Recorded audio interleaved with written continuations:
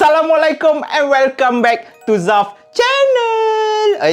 Lain macam pula malam ni kan. Tetapi masih segmen yang sama, Malam Puaka. Apa khabar semua geng-geng puaka? Aku harap korang berada dalam keadaan sihat dan ceria-ceria selalu.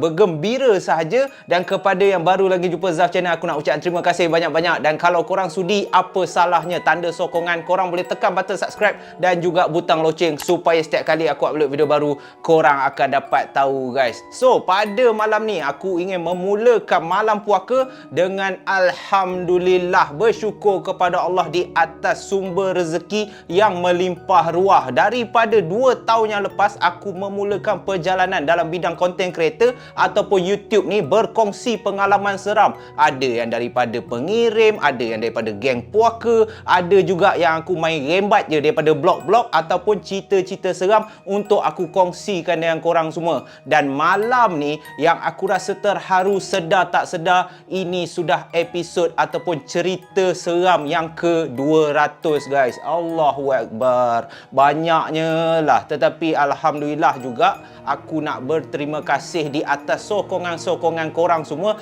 Tak jemu-jemu memberikan pandangan, mendoakan kebaikan. Dan yang paling aku suka, korang semua very supportive, very ceria baang. Dan sebab itulah Zaf masih lagi bersemangat, yang dah ke-200 pun masih lagi tak jemu-jemu untuk menghidangkan kisah-kisah seram yang boleh buat korang rasa seram dan juga ceria pada masa yang sama. Lantak korang lah nak rasa apa. Tetapi pada malam ni, cerita yang ke-200 berkenaan kedai bandel ataupun barang-barang bandel. Yang mana yang tak tahu bandel tu apa sebenarnya? Walaupun aku yakin semua orang tahu, tetapi aku terangkan sikit. Bandel tu ataupun kedai bandel, tempat menjual barang-barang terpakai. Baju kau yang masih elok, engkau pergi tolak kat bandel dan bandel akan tolak balik barang-barang kau dengan harga yang murah. Dan bandel ni bukan kaleng-kaleng tau. Orang kaya ke, orang yang tak berapa kaya ke, memang suka pergi bandel. Sebab apa? Sebab kadang-kadang kau boleh dapat brand macam LV,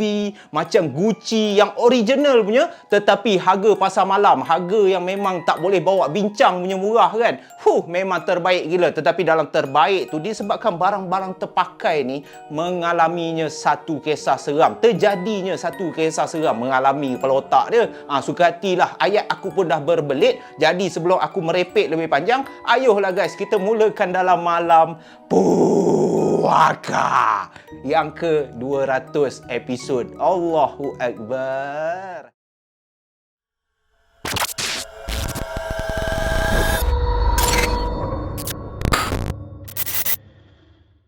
Kejadian seram yang berlaku pada tahun 2011 tidak akan dilupakan oleh seorang jejaka yang baru berusia 30 tahun yang bernama Brandon. Brandon, seindah nama dia, kena dengan pekerjaan dia. Brandon ni merupakan seorang doktor pakar di salah sebuah hospital yang agak terkenal dekat Kuala Lumpur ni. Dan bila cakap doktor pakar, kita dah boleh agak-agak dah kehidupan si Brandon ni, gaji sedap, pekerjaan okey, dia memiliki satu rumah apartmen yang mewah juga.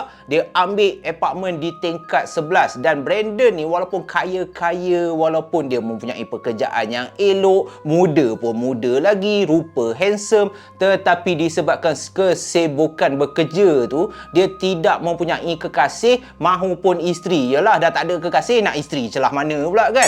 Tetapi disebabkan Brandon ni seorang yang penyayang, aku boleh cakap loving kind of people, dia pun membela seekor kucing yang comel. Kucing berwarna hitam bertumpuk putih-putih macam Dalmatian punya anjing tu, yang dinamakan Lontong. Tiba-tiba nama kau dah style, kau seorang doktor, tiba-tiba kucing kau nama Lontong. Apa hal nama Lontong? Ada sejarah dia. Aku ceritakan sedikit sejarah kenapa kucing dia dinamakan Lontong. Dikatakan sejak daripada kecil lagi, makanan kesukaan si Brandon yang dimasak oleh arwah mak dia adalah lontong. Jadi bila arwah mak dia dah tak ada, untuk melepaskan rindu tu, disebabkan kesukaan dia memang suka makan lontong setiap pagi, dia pun namakan kucing dia Lontong.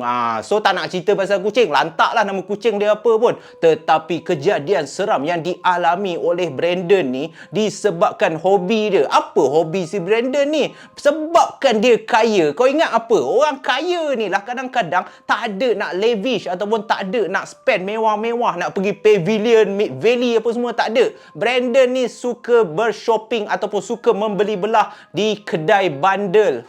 Nampak? Doktor pun pergi kedai bandel. Engkau yang banyak duit, yang tak ada duit, tak nak pergi kedai bandel. Nak minum kat Starbucks lah kononnya. Kopi Starbucks sedap. Kopi yang tepi jalan tak sedap. Otak kau lah. Jangan macam tu. Kita ni tak kisah duit banyak ke apa ke. Contohi Brandon ni. Saving sedikit. Dan Brandon ni, dia kalau ada masa je, dia akan singgah pergi kat kedai bandel. Dia akan belilah handbag ke, kasut ke, baju-baju yang nampak branded tetapi harga berpatutan. Sebab dia nak saving. Dia ni jenis berjimat cermat. Dan kalau tak ada masa pula, disebabkan Brandon ni memang suka membeli belah ataupun habiskan duit dia dekat kedai bandel, dia akan beli online. Masuk Shopee tu, belilah baju ke kasut yang dia nampak cantik, dia akan beli. Tetapi dalam beli tu, telah berlakunya satu kejadian yang Brandon ni tak pernah sangka. Disebabkan dia suka beli barang-barang bandel, dia akan terkena satu gangguan yang cukup menakutkan si Brandon dan juga kucing dia yang comel macam Dalmatian yang bernama Lontong tu, guys.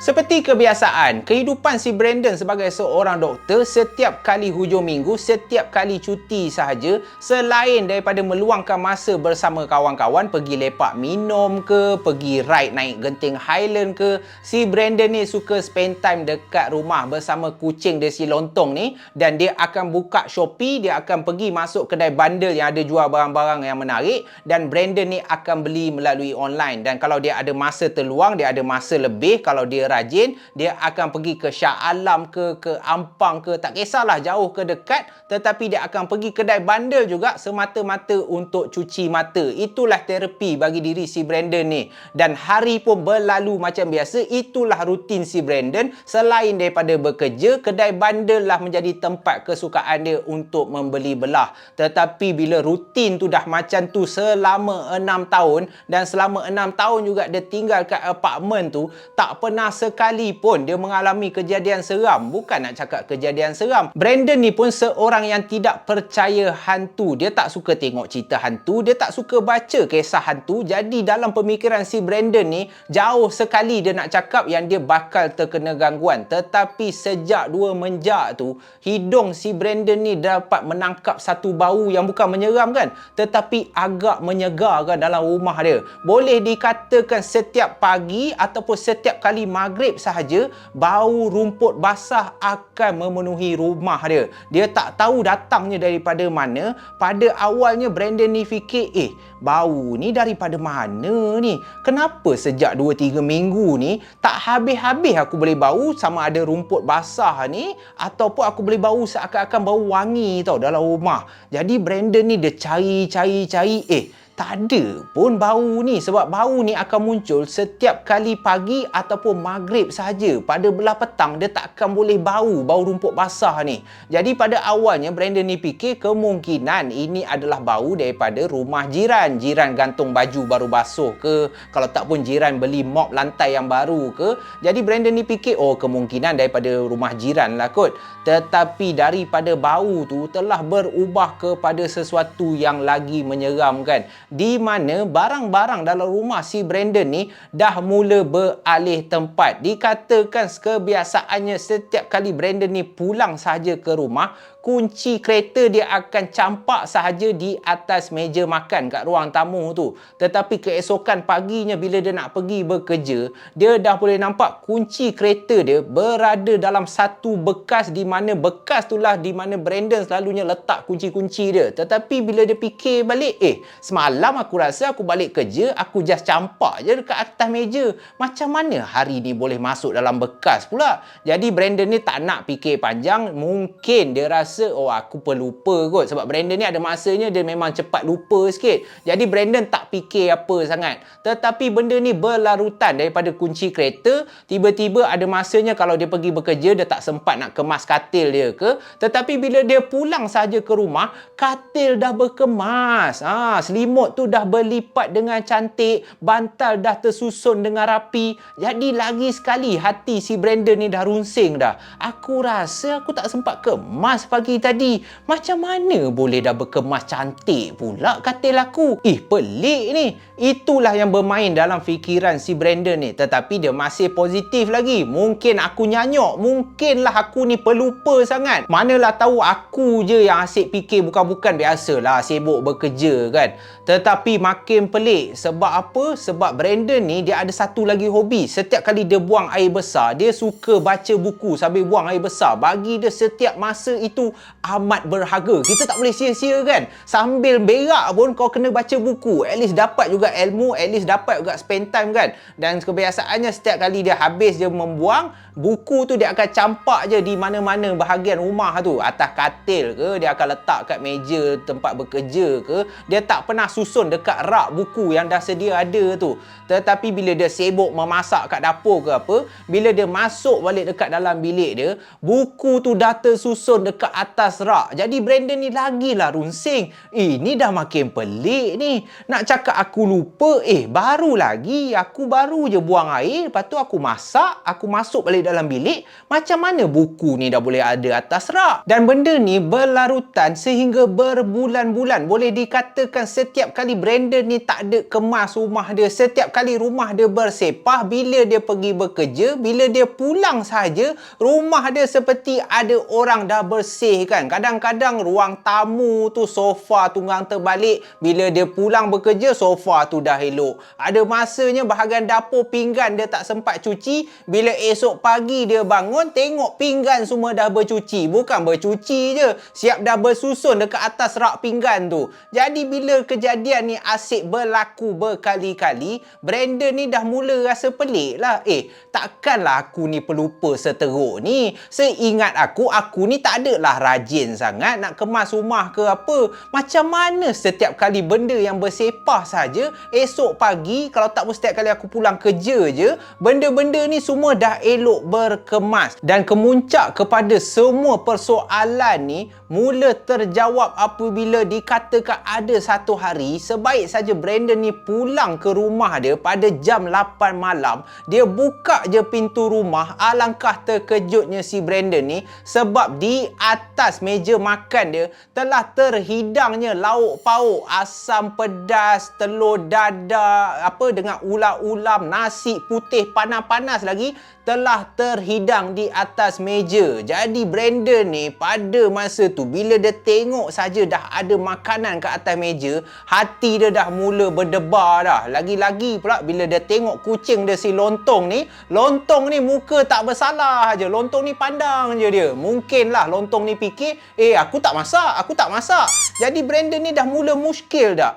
Takkan kucing aku yang masak? Takkanlah selama ni kucing aku yang kemas rumah aku apa semua? Tak. Otak si Brandon ni dah mula berhubung dah sel-sel dia. Sebab apa? Sebab Brandon ni tiba-tiba baru teringat kemungkinan ini kerja Kak Normiati. Siapa pula Kak Normiati ni? Kak Normiati ni merupakan seorang cleaner yang akan datang setiap 2 minggu sekali untuk membersihkan ataupun untuk mengemas rumah si Brandon ni. Sebabkan dia hidup bujang, kadang-kadang dia tak ada masa nak kemas, jadi dia tak nak ambil pembantu rumah. Dia ambil Kak Normiati ni untuk datang sekali-sekala untuk kemas rumah dia. Jadi bila dia tengok hidangan tu dah terhidang kat atas meja, awalnya Brandon ni fikir kemungkinan Kak Normiati tak bagi tahu aku ni. Alah, rupanya Kak Normiati lah datang senyap-senyap. Ya Allah, sampai masak untuk aku. Jadi Brandon ni dah happy lah.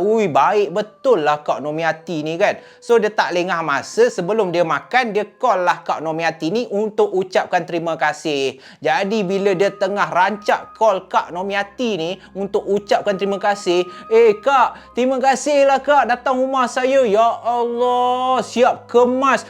Akak tak pernah masak. Tak payah Kak, lain kali kemas je. Tak payahlah susah-susah nak masak untuk saya. Tetapi apa yang si Brandon ni terkejut apabila Kak Normiati cakap dekat dia, apa yang kau merepek ni gila? Aku ni manalah sihat. Ni, semalam aku jatuh tandas. Bengkak kaki aku ni. Masa bila pula aku nak masak untuk kau, Brandon? Sorry lah. Aku pun nak bagi tahu ni. Aku dah lama tak datang rumah kau. Sorry lah ya. Aku memang tak boleh datang ni. Lalu si Brandon ni bila dengar Kak Nomiati cakap macam tu, alangkah terkejutnya dia. Biar betul akak ni nak bergurau ke? Berkali-kali dia tanya Kak Nomiati, Kak Nomiati, biar betul Kak, bukan akak yang masak untuk saya ke? Tetapi Kak Nomiati menafikan. Bagi dia, engkau ni merepek apa Brandon? Untuk laki aku buat aku tak masak kan? Aku nak masak untuk kau buat apa kan? Engkau bayar aku pun bukannya tinggi sangat. So Brandon dah mula takut. Pada masa ni lah bermacam-macam bermain dalam hati dia. Ya Allah, ini kegangguan yang orang cakap. Tetapi kenapa gangguan aku ni bukan menyeramkan tetapi seakan-akan menyenangkan hidup aku? Kalau aku sepahkan rumah ni ke, esok pagi kalau aku bangun semua dah berkemas seolah-olah hantu ataupun makhluk yang mengganggu si Brandon ni cukup rajin. Bagi diri si Brandon ni, kalau macam ni aku tak payahlah dah bayar Kak Nomiati. Biar je lah makhluk halus ni yang kemas rumah aku kan. Itulah yang Brandon silap. Sebab Brandon ni daripada perkara mistik macam tu berlaku, satu hari dikatakan Brandon bertemu buku dengan ruas. Sebab apa aku cakap macam tu? Sebab Brandon dah mula nampak siapa ataupun makhluk apa yang sering mengganggu ataupun mengemas rumah Brandon, guys.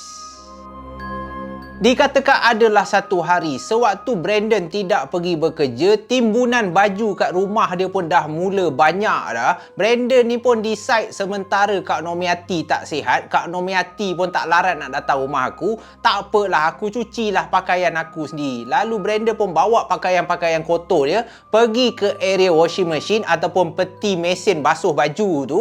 Dia pun cucilah baju dia. Tengah dia syok cuci baju tu, bila dia tutup je washing machine tu, dia boleh nampak lah sabun dah mula memenuhi dalam washing machine tu dan baju dia pun berpusing.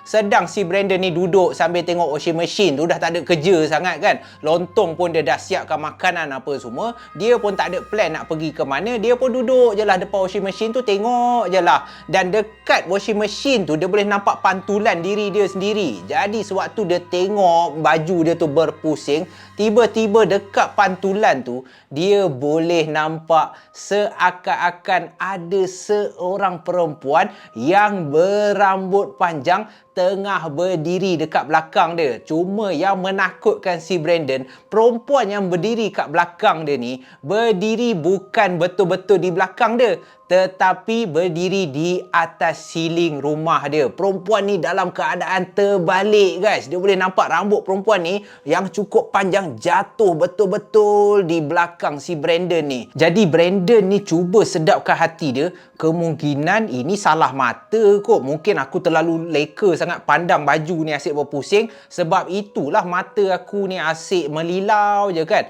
Lalu Brandon pun beranikan diri dia. Dia pun cepat-cepat pusingkan kepala dia untuk tengok sama ada betul ke perempuan tu berdiri kat belakang dia. Tetapi dia tak nampak pun. Dan disebabkan terlalu takut, Brandon ni pun tak lengah masa masuk ke dalam bilik, salin pakaian dan keluar terus daripada rumah dia. Itu boleh dikatakan pertama kali Brandon nampak entiti yang dia tak nampak muka tetapi cukup menyeramkan. Perempuan berdiri dalam keadaan terbalik dengan rambut panjang macam tu kan. Lalu Brandon pun sewaktu lepak kat kedai kopi tu, dia pun menghubungi salah seorang kawan dia yang bernama Alip. Dan Alip ni dikatakan pandai dalam ilmu perubatan Islam ni. Dan Brandon sewaktu berjumpa dengan Alip ni, dia menceritakanlah segala jenis gangguan. Kadang-kadang tu aku tak kemas rumah aku, bila aku balik je rumah aku dah berkemas. Dan yang lagi seram, Lip, aku dah lah tak ada girlfriend, aku dah lah tak ada bini, tetapi aku boleh nampak, Lip, ada perempuan berdiri betul-betul ke atas siling rumah aku tengah tengok aku basuh baju. Dan bila Alip dah dengar macam tu, Alip pun mencadangkan, apa kata aku pergi ke rumah kau untuk aku tengok keadaan. Betul ke rumah kau ni sedang ada gangguan ataupun betul ke engkau kau telah diganggu oleh jin yang dikatakan menghuni rumah kau. Dan bila Alip sampai je kat rumah si Brandon ni, dia dah check apa semua, dia setiap pelusuk rumah si Brandon ni. Alangkah terkejutnya si Brandon ni apabila Alip bagi tahu memang betul ada seorang perempuan, ada jin perempuan yang telah menjadi kadam kau tanpa kau sedar. Perempuan ni memang dia akan merangkak di atas siling. Dan yang nak menakutkan guys, Alip cakap selalunya perempuan ni akan ikut ke mana sahaja kau pergi kat rumah tu. Dan dia akan berjalan merangkak ke atas siling. Kalau pergi ke area dapur, dia akan ikut kau ke dapur. Kalau kau tidur, dia akan tengok kau tidur. Kalau kau tengah tengok TV, dia akan duduk kat atas siling tengok TV dengan kau. Jadi Brandon ni dah takut lah. Lalu Brandon pun tanyalah si Alip, kenapa boleh jadi macam ni? Macam mana pula jin perempuan ni boleh pula nak berkawan dengan aku? Sedangkan aku tak pernah, Lip, mengamalkan apa-apa ilmu. Aku tak pernah pun buat perkara-perkara yang syirik ni. Jadi bila Alip ni dah bertanya bermacam soalan kepada Brandon, barulah mereka berdua dapat jawapan. Disebabkan si Brandon ni hobi dia memang suka beli barang-barang bandar. Jadi Alip pun tanyalah si Brandon ni, ada tak barang-barang yang kau beli yang kau tak tahu daripada siapa, yang kau beli secara online? Kalau kau pergi kedai mungkin kau boleh cek, tetapi ada tak barang yang kau beli secara online? Lalu Brandon pun tak lengah masa, dia terus ambil segala barang-barang pakaian seluar yang dia beli online dan dia tunjukkan dekat Alip. Jadi mereka berdua pun duduk kat area ruang tamu tu, selongkar segala pakaian, segala baju yang mana ada poket. Mereka berdua selup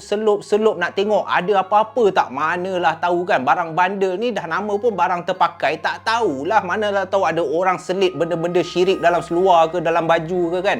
Dan itulah yang terjadi guys. Sedang diorang selup poket seluar, sedang tengok baju, tiba-tiba dekat salah satu seluar jin yang si Brandon ni beli, dia tak pakai pun lagi, bila si Alip ni selup sahaja, Alip dapat rasa macam ada sesuatu dalam poket seluar tu. Dan bila Alip bawa keluar, kedua-dua mereka terkejut sebab botol tu memang kecil, tetapi dalam botol tu ada cecair berwarna merah dan juga rambut guys. Bila Brandon nampak, seluruh badan dia meremang dan Alip pun terus mengucapkan Allahu Akbar. Aku rasa Brandon, gangguan dekat rumah kau ni berpunca daripada botol ni. Aku rasa botol ni milik seseorang dan jin yang ada dalam botol ni merupakan seekor jin kadam. Dan kalau kau nak tahu Brandon, jin kadam ni, sesiapa yang memiliki botol ni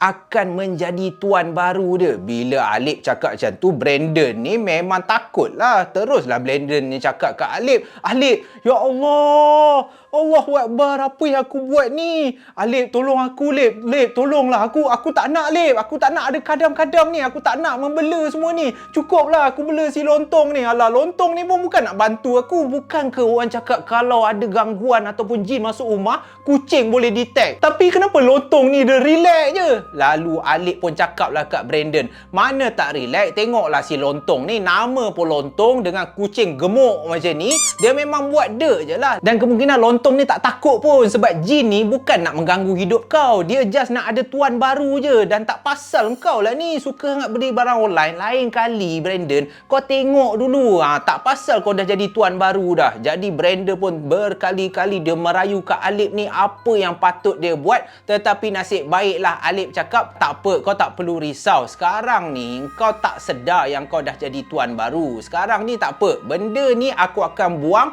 dan aku akan putuskan perjanjian di antara jin perempuan ni dengan hidup kau. Cumanya aku nak pesan lain kali kalau kau beli barang-barang terpakai, kau kena tahu asal usul dia. Apa kata kau cuba kontak balik seller yang jual barang ni dekat kau. Sebab aku jumpa dalam seluar jin ni, aku takut dia jual seluar jin dengan jin-jin sekali. Dan Brandon pun selepas Alip dah tolong dia, Brandon cuba balik menghubungi seller yang jual seluar jin tu, nak tanyakan macam mana dalam seluar ni boleh ada benda-benda syirik pula kan. tetapi seller tu terus block dia. Seakan-akan seller ni malas nak layan. Dan disebabkan itulah Brandon dah kurang dah beli barang bandel melalui online. Kalau dia betul nak shopping, kalau dia betul nak membeli belah, dia akan pergi sendiri ke kedai bandel supaya dia boleh check dulu. Dia boleh selup dalam poket tu. Kalau tak ada apa-apa, kalau tak ada botol yang berisi jin ke, barulah dia beli. Sebabkan dia dah trauma dah. Nak beli seluar jin, sekali dengan jin-jin kau dapat. Astaghfirullahalazim. Tak pasal terkena gangguan. Dan itulah yang dialami oleh Brandon sepanjang hobi dia membeli barang bandel. Jadi kita tak nak lengah masa, kita nak teruskan dengan kisah yang kedua yang dialami oleh Huda. Merupakan seorang pelajar college dan hobi dia suka beli barang-barang mainan. Dia suka beli teddy bear. Biasalah budak college perempuan kan. Dan Huda ni pun jenis lembut-lembut, ayu lah aku boleh cakap. Dan bila dia beli salah satu patung kat kedai bandel ni, dia tengok comel semacam je, tetapi rupa-rupanya patung itulah yang akan menghantui hidup Huda. Jadi kalau korang dah bersedia, kita teruskan dengan gangguan ataupun kisah seram bandel yang kedua.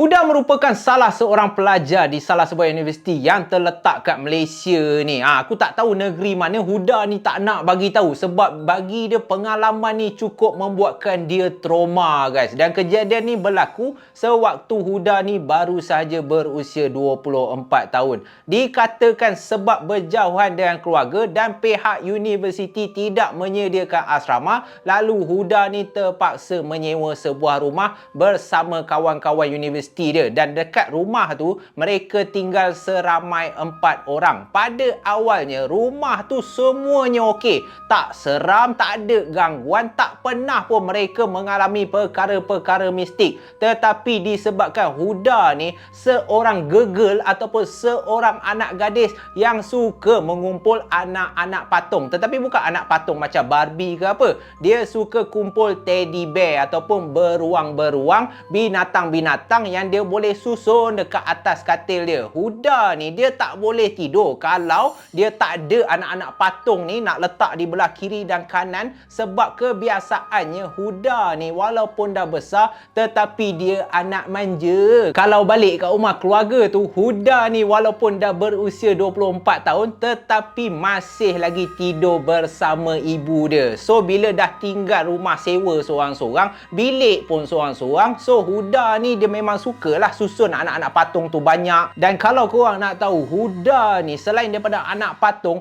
bantal tidur pun, bantal peluk je ada 4, bantal atas kepala ni ada 5, ada susun semua penuh. Aku tak tahulah kan, Huda ni dia memang dah suka sangat nak tidur banyak macam tu. So aku tak tahulah lemas ke, selesa ke, tak ke, tetapi itulah perangai si Huda ni. Alalala, comelnya si Huda ni. Debik je kan, geram pula aku. So tak apa, kita abaikan guys. Disebabkan dia suka mengumpul anak-anak patung ni, adalah satu hari kawan-kawan universiti yang satu rumah ni ajak dia berjalan-jalan. Jomlah kita pergi pasar malam. Dikatakan adalah pasar malam dia berdekatan dengan rumah si Huda ni. Lalu Huda bersama kawan dia pun tengah jalan-jalan tu, tiba-tiba mata Huda ni tertangkap dekat satu penjual yang jual anak-anak patung teddy bear. Ada yang besar, ada anak patung Doraemon, ada anak patung beruang, ada tu yang besar macam orang pun ada. Tetapi sebab harga mahal, walaupun Huda nak anak patung beruang yang besar tu, tetapi biasalah pelajar college kan, tak mampu nak beli. Jadi Huda pun tengoklah anak patung yang lain,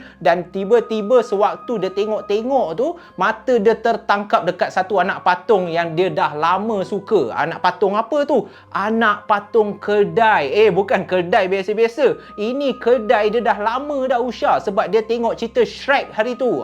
Cerita Shrek yang makhluk hijau tu kan ada kedai donkey tu kan. Lalu bila dia tengok anak patung kedai tu, hati dia dah tertarik dah. Dia dah nak beli dah. Tiba-tiba member dia si Fina ni tegur, engkau ni Huda, engkau ni nak anak patung apa lagi? Ya Allah, banyak dah weh anak patung kau. Dah berpuluh-puluh. Engkau ni pun kita menyewa, bukannya pindah terus kat rumah tu. Tak payahlah. Tetapi Huda ni tetap bertegas, alah Fina, I dah lama cari anak patung dongki ni. Alah, boleh lah.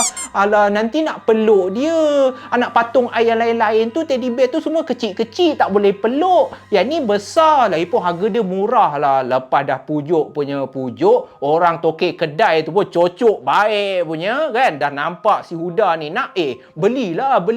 Untuk you, I kasih diskaun lah. Muka you, alamak, cantik lah kan. Banyak cantik lah muka you. Tak apa, daripada RM50 untuk you 30, ambil, jalan saja. Bila dah diskaun macam tu, Huda ni pun, RM50 dapat 30, tak buang masa lah. Dia pun belilah anak patung kedai tu, dan sambil jalan kat pasar malam tu, sanggup tu peluk kawan-kawan dia yang lain ni. Dah tergelak-gelak, dah malu lah tengok si Huda ni. Dah umur 24 pun engkau bawa lagi teddy bear kedai besar-besar tu kan. Dan selepas dah puas berjalan apa semua, mereka pun pulanglah ke rumah. Jadi pada malam pertama tu, boleh dikatakan malam yang cukup indah bagi si Huda ni. Sebab apa? Sebab dia dapat juga bantal peluk yang dia dah lama nak, bantal peluk kedai. Dan malam tu juga Huda ni peluk dan tidur dengan lenanya. Tetapi lena tak lena pun, selepas 2 minggu lebih, dah nak masuk 3 minggu, bermulalah kejadian seram yang dialami oleh si Huda dan juga kawan-kawan dekat rumah yang disewa oleh mereka. Kalau korang nak tahu kebiasaannya, Huda ni walaupun dia memiliki banyak anak patung, tetapi semua anak patung ataupun beruang-beruang yang dia beli, termasuk kedai dia tu, dia tak pernah bawa keluar daripada bilik dia. Sebab apa? Sebab dia tak nak mengganggu kawan-kawan dia. Yalah, duduk menyewa sama-sama kan, nanti kawan-kawan dia ada yang tak suka teddy bear kan, nanti rasa semak kan. Jadi teddy bear ataupun beruang-beruang tu semua, dia akan letak dalam bilik dia. Tetapi nak dijadikan cerita, adalah satu petang sewaktu Huda tinggal seorang diri sahaja di rumah. Sebab Huda ni malas nak ikut kawan-kawan dia berjalan dekat area Kuala Lumpur. Jadi Huda ni pun tinggallah seorang kat rumah. Dan sementara tu perut pula tengah lapar. Lalu Huda pun pergilah ke area dapur untuk memasak. Masak pun makanan bujang je lah, sardin, lepas tu telur mata. Tengah masak-masak tu, sewaktu dia nak makan, nak hidangkan makanan dekat atas meja makan kat ruang tamu tu, tiba-tiba Huda ni terkejut. Sebab apa? Sebab dia nampak patung kedai Shrek yang dia beli tu. Patung kedai tu saiz dia macam besar lah juga, sedap lah untuk peluk. Tiba-tiba patung tu dah berada di depan televisyen, seolah-olah patung kedai tu tengah tengok TV. Dia tengok pun TV pun yang tadinya tak terpasang, sekarang dah terpasang. Lalu Huda pun terkejut lah. Apa hal patung kedai ni boleh ada depan TV pula? Biar betul. So Huda ni rasa dalam hati dia, mungkin time aku dekat dapur tadi, kawan-kawan aku dah balik ni. Alah, sajalah ni nak bergurau dengan aku. Mentang-mentang aku baru beli kedai ni. Lalu Huda pun cepat-cepatlah pergi ke bilik Fina ni. Sewaktu dia buka bilik Fina ni, dia tengok tak ada apa pun, kosong je. Dia tak nampak pun Fina ada dalam bilik. Jadi dia pergilah lagi 2 bilik kawan dia. Dan setiap bilik yang dia buka, dia tak nampak pun kawan-kawan dia ada. Lalu disebabkan tak sedap hati, si Huda ni pun mendiamkan diri. Dia cepat-cepat tutup TV, dia dukung balik patung kedai tu masuk ke dalam bilik dia, dan barulah dia menjamu selera. Dan kejadian pertama yang dialami oleh Huda ni, dia tak ceritakan kepada kawan-kawan dia, sebab bagi dia kemungkinan lah benda ni normal lah kot. Alah, benda tu nak bergurau-gurau macam biasa lah. Tetapi kejadian makin pelik. Boleh dikatakan hampir setiap kali Huda pergi sahaja ke universiti dia, dan pada belah petang lepas dah habis kelas apa semua, sebaik saja mereka pulang ke rumah, alangkah terkejutnya Huda bersama kawan-kawan dia. Sebab kadang-kadang Huda boleh nampak patung kedai dia ni berubah posisi. Ada masanya dekat atas meja makan, ada masanya dalam tandas, ada masanya dekat dapur. Bermacam-macam posisi. Dan bila Huda tanya kawan-kawan dia semua menafikan. Manalah kita orang pernah masuk bilik engkau, tau. Kita orang semua tak suka lah. Engkau je yang suka anak patung. Nampak ni, sekarang ni benda ni dah hidup dah. So Huda pun dah mula rasa menyesal dah. Sebab bagi Huda, selama ni aku ada banyak anak patung. Tak ada pula anak patung aku ni berubah-ubah tempat. Apa hal kedai ni je yang berubah tempat, kejap atas meja makan. Lepas tu Huda sempat check tau, ada bateri ke benda ni? Ada remote control ke? Jadi Huda ni dia rasa bersalah. Alamak, aku nak buang ke? Sayang lah pula aku dah beli lah. Anak patung ni comel lah. So Huda ni masih sedapkan hati dia. Walaupun 3 orang lagi kawan dia dah mula memaksa Huda ni, kalau benda ni berlaku, dah terkena gangguan macam ni, buang lah. Tak elok tau perempuan ada anak patung banyak-banyak. So Huda ni keraskan je, dia buat pekak je. Tetapi dikatakan ada satu malam ni, kejadian daripada seram dah mula mencemaskan guys. Huda sewaktu dia tengah tidur pada malam tu, disebabkan patung kedai ni dah berubah-ubah tempat. Kebiasaannya Huda ni akan peluk patung kedai ni, tetapi sebab anda takut, Huda ni hanya letak di sebelah amari je. So dia tengah tidur pada malam tu, tiba-tiba dia boleh terdengar seakan-akan bunyi nafas guys. Dekat sebelah telinga dia tau. Dan benda ni bernafas dengan begitu kuat. So bila Huda buka mata, dia masih boleh dengar lagi bunyi nafas ni. Dan alangkah terkejutnya si Huda, sebaik saja dia memalingkan kepala dia ke arah kanan, dia boleh nampak patung kedai yang dia letak kat sebelah amari sekarang ni dah baring betul-betul kat sebelah dia guys. Dan disebabkan terkejut, Huda ni terus tolak patung kedai tu. Patung kedai tu pun terjatuh di bawah katil. Lalu Huda terus selubung kepala dia. Pada masa ni Huda dah menggigil dah. Dia dah takut dah. Dia baca apa yang boleh, dan disebabkan terlalu takut tu, Huda tertidur. So Huda ingatkan, okeylah, itu je lah pengalaman seram dia. Tetapi malam kedua lagi menyeramkan guys. Sewaktu Huda ni tengah tidur, pada masa ni Huda ni letak sama juga posisi kedai ni dekat sebelah amari dia. Jadi pada malam tu dia tidur macam biasa. Dia dah baca surah sebelum tidur apa semua. So dia pun tidur. Dia tidur. Tengah lena, tiba-tiba dia kena himpap. Ada tak perasaan geng puaka kena himpap? Seolah-olah tak boleh bernafas tu. So bila kena himpap, Huda ni rasa berat tau. Seakan-akan ada benda yang menekan dada dia. So Huda ni dah tercungap-cungap dah. Nak cuba nak cari nafas kan.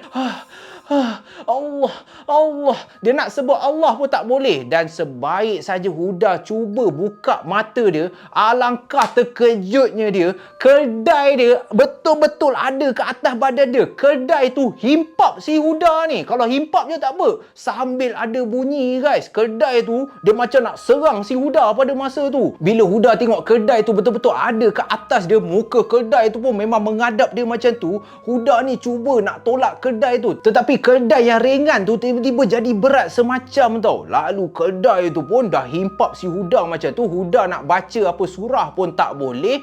Tiba-tiba kedai tu bersuara.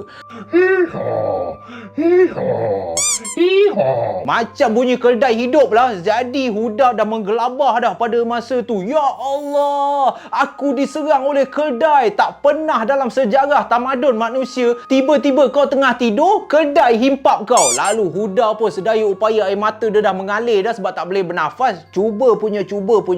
Akhirnya barulah terkeluar Allahu Akbar. Dan kedai tu terpelanting. Selepas Huda dah boleh rasa kedai tu dah makin ringan, Huda pun terajang kedai tu, boom, terpelanting, terlanggar amari. Dan bila dah terlanggar tu, sempat bunyi lagi, boom, baru jatuh kan. Lalu Huda pun tak buang masa, terus lari keluar daripada bilik dia, pergi ke bilik Fina, kawan dia. Sambil menangis-nangis dia cerita kat Fina apa jadi. Fina ni pun dah takut lah. Jadi bila dia orang dah takut, mereka beramai-ramai berkumpul lah dekat salah satu bilik.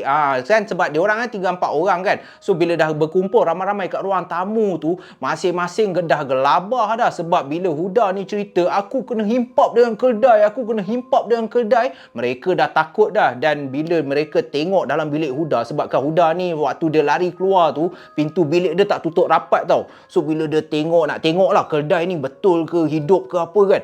Alangkah terkejut lagi sekali guys. Waktu diorang tengok dekat celah-celah pintu dalam bilik si Huda ni, tiba-tiba tiba-tiba dia boleh nampak serak kepala apa? Kepala kedai tu. Kedai tu tiba-tiba macam tu dan menjeling ke arah diorang pula. Macam tu kan. Ui, memang seram lah Mat. Diorang semua dah menggeletar dah. Lalu disebabkan takut, ramai-ramai masuk dalam bilik Fina, tutup pintu, kunci pintu tu, dan boleh dikatakan sehingga subuh pintu bilik Fina ni dirempuh oleh kedai ni. Seakan-akan patung kedai ni hidup tau. Boom! Boom! Mereka 4 orang tak tidur lena malam tu sebab berkali-kali macam kedai ni nak masuk. Boom! Boom! Dan bila dah langgar macam tu, ada kalanya mereka dengar bunyi kedai tu. Hee-hop! Boom! Hee-hop! Boom! So, bila dah subuh, bunyi tu pun dah tak ada. Sebaik sahaja dalam ketakutan 4 orang ni, mereka buka je pintu bilik, nampak kedai tu dah terbaring. Mungkinlah hantu tu penat kot. Kedai tu penat kan? Asyik langgar pintu, lalu kedai tu pun terbaring lah dekat area ruang tamu tu. So pagi itu juga mereka berempat, Huda ni masukkan kedai tu dalam plastik bag, lalu pergi dekat tong sampah. Dan Huda ni sebelum dia buang patung kedai tu, dia sempat nampak, dia sempat tengok untuk terakhir kalinya, dekat atas patung kedai tu ada rambut tau. Dan bila dia perhatikan rambut tu betul-betul, bila dia tanya kawan dia si Fina ni, alangkah terkejutnya mereka berdua sebab rambut yang berada di atas kedai tu seolah-olah bukan rambut patung tetapi rambut milik manusia yang sebenar. Lalu mereka pun tak buang masa, humban terus ke dalam tong sampah, dan pada keesokan harinya mereka pun pergilah ke pasar malam di mana Huda beli anak patung tu dan cuba mendapatkan penjelasan daripada pihak kedai. Pada awalnya abang yang menjualkan patung tu tak nak mengaku, tetapi selepas dipaksa, akhirnya abang tu pun cakap yang patung tu rupa-rupanya dia jumpa, dia bukannya beli tetapi dia jumpa orang buang patung tu dekat salah sebuah apartmen yang terletak dekat dengan pasar malam tu. Dan abang tu pun ambil, tengok patung tu masih elok lagi, lalu dia pun jual. Selamba badak je jual. Tak pasal-pasal Huda kena himpap dengan kedai. Nasib baik tak mati. Kalau mati macam mana nak bagi tahu ahli keluarga? Macam mana Fina ni nak terangkan yang anak dia si Huda ni mati terhimpap oleh kedai guys. Dah pisang dah dekat situ. Jadi itulah pengalaman seram yang dialami oleh Huda, dan sejak daripada hari tu dia dah tak nak dah beli patung sebab dia takut kalau patung tu hidup dan mula memakan diri dia sendiri guys.